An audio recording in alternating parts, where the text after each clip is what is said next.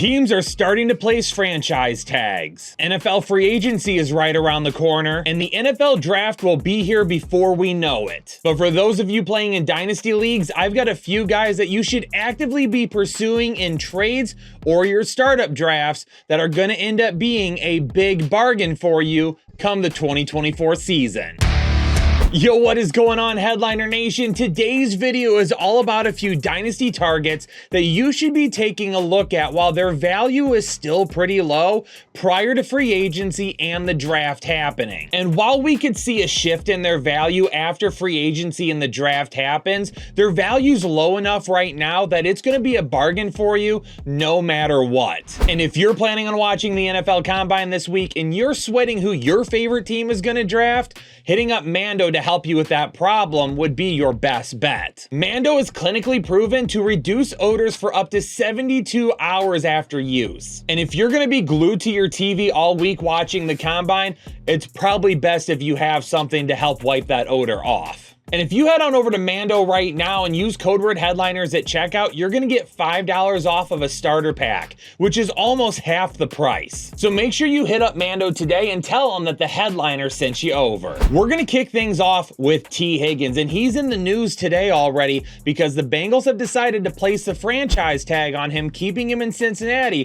through at least the 2024 season. And I know that there were a lot of Dynasty owners out there that were hoping that T. Higgins would go somewhere in free agency that he could become a wide receiver one at, but that's just not going to happen. And if that owner is disappointed in that, you could swoop in to take advantage of it. Now, I know a lot of us were hoping that T. Higgins would have a monster 2023 season, but injuries to himself and both Joe Burrow absolutely derailed that thought. And even though he was playing with a backup quarterback in the second half of the season, Higgins still had a pretty decent 17-game pace. Because his numbers last year would have come out to 60 receptions on 108 targets over the course of 17 games. He also would have had 929 receiving yards and 7 touchdowns. And while those numbers don't scream fantasy football winner for you, they're definitely a lot better than what you're going to get with a lot of other wide receiver twos that you could have on your team. Keeping in mind too that Tyler Boyd is probably going to be gone in free agency, and the fact that Cincinnati is going to be playing in a tough division where they're going to be throwing the ball an awful lot.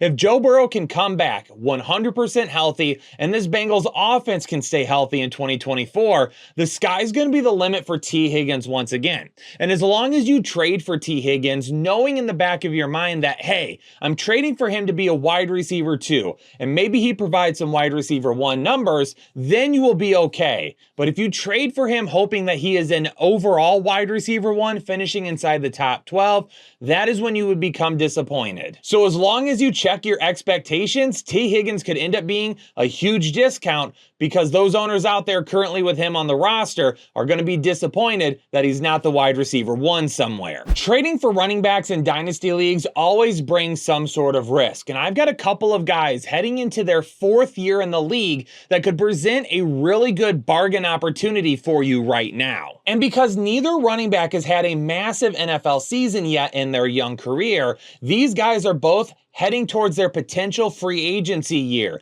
meaning number 1, they're playing for a new contract. But number 2, because they haven't had massive seasons as of yet, there's a good chance that they wouldn't command a ton of money in free agency, meaning they could just re-sign with their old teams or current teams right now at a pretty reasonable price. And we're not going to find ourselves in one of those situations like with Saquon Barkley or Josh Jacobs where nobody wants to spend money on them and we end up sitting around all offseason trying to figure out who they're going to end up with. A lot of people were hoping 2023 would be a bounce back campaign for Williams, but it was never really a question of if 2023 was going to be a bounce back campaign. It was going to be when would he start looking like a fully healthy Javonte Williams. Now, over the course of the first 7 weeks of the season, Javonte Williams only averaged about 10 carries per game, although he did average 45 yards per game, but he wasn't able to find the end zone on the ground. It wasn't until until week 18 that we saw his volume pick up a little bit. Now, in the first half of the season, he was actually a little bit more efficient to begin the year than he was to end the season, but with a little bit of an increase in volume, and knowing that maybe he just wasn't fully healthy as of yet, the season started to drain on him a little bit. But he still averaged just over 15 carries per game, just over 50 rushing yards per game, and he did score 3 rushing touchdowns in the back half of the season. Now, I think we need to rewind all the way back to 2021 to remember just how good Javonte Williams was efficiency-wise during his rookie season, and why 2022 was setting up to be a banger of a year for him. Back in 2021, Javonte Williams averaged 3.42 yards after contact per attempt, 9th among running backs. He also had 63 avoided tackles, good for 0.31 avoided tackles per attempt, both ranking 2nd among running backs. And 2022 was shaping up to be a good season as well. Through the first 5 games of the season, his numbers looked really similar. He was averaging 3.49 yards after contact per attempt,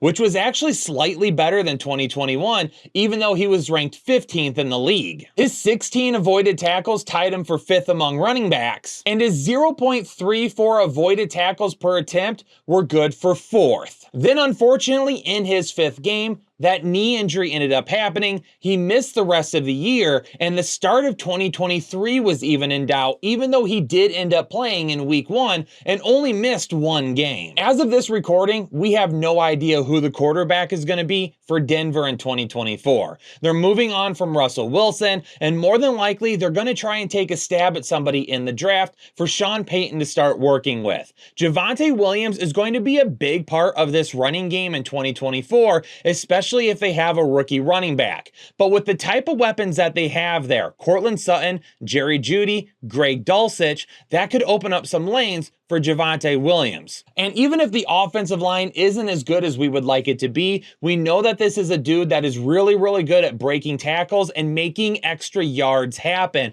And he could end up doing the same thing once again in 2024. Because Javonte Williams doesn't have any numbers from 2023 that jump off the stat sheet to you, this could be a perfect time to swoop in and get him at a bargain. I was all aboard that Ramondre Stevenson train to start the 2023 year. His 2022 season was absolutely fantastic. And I know for a lot of people, they felt like it kind of came out of nowhere, but I loved Stevenson in the draft, and I knew at one point in time he was going to make an impact in New England.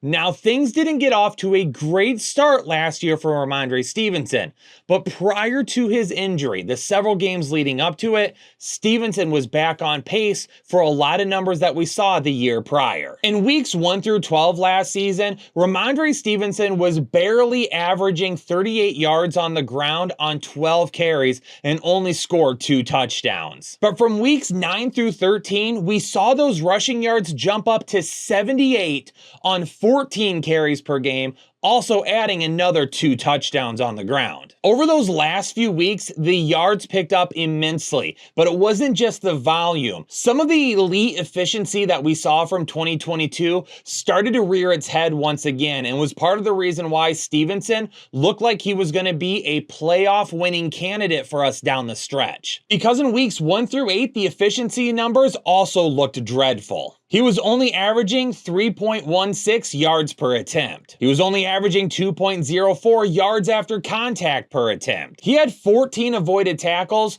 good for 0.14 avoided tackles per attempt. Now look how much better these numbers are when he started to put things together. From weeks 9 through 13, he was averaging over 5 yards per carry. He was averaging 4.05 yards after contact per attempt, 2 yards better than his numbers the weeks prior. And even though weeks 9 through 13 is a 5-week sample size, his 16 avoided tackles was 2 more avoided tackles than he had in weeks 1 through 8, which ended up being good for 0.27 avoided tackles per attempt. Now here, there is also still a pretty big question about what's going to be happening at the quarterback position for the New England Patriots in 2024. Mac Jones seems to have basically forced his way stay out of town. Things are not good with him in that organization right now. Bailey Zappi played okay at times, but definitely didn't look like a franchise quarterback.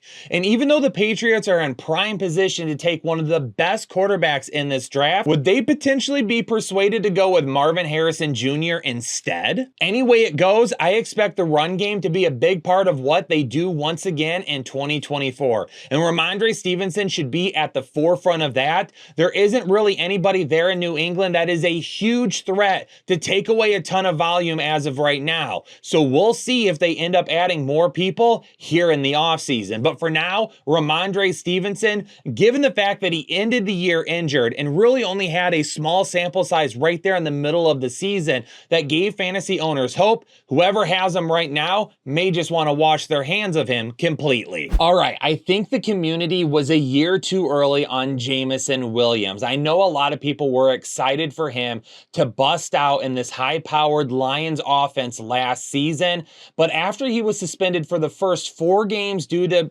gambling issues, and I put that very lightly, it wasn't the best start to his season. And once again, we had to kind of pump the brakes on what we would get from Jameson Williams. But I'm seeing a lot of people out there right now talking about how Jameson Williams is a huge bust and was never worth the draft pick the Lions used on him. And while that still could end up being true, like I mentioned, I think everybody was a year too early on Jameson Williams. He was never going to do much his rookie season, coming off of an ACL tear in the national championship, then working his way through the season, getting suspended, and still having quite a bit of weapons around him last year. It wasn't going to be his year last year either. But 2024 absolutely could be. Now, the numbers were downright abysmal. After he missed weeks 1 through 4, it wasn't really great after that. In weeks 5 through 14, he didn't even average 3 targets per game and only averaged just over 1 reception per game. And those numbers don't get any better because for a guy that's looked at as being a big play threat,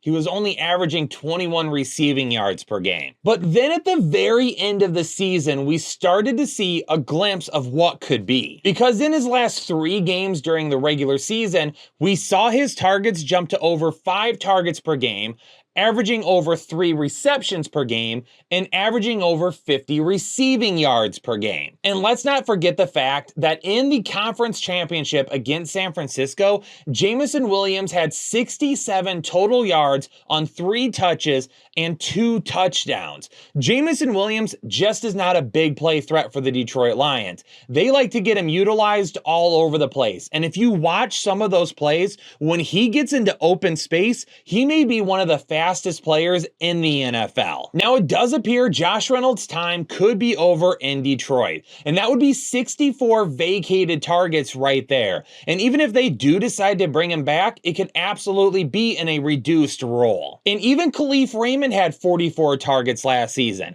but towards the end of the year, you could hear the rumblings and you could see it on the field.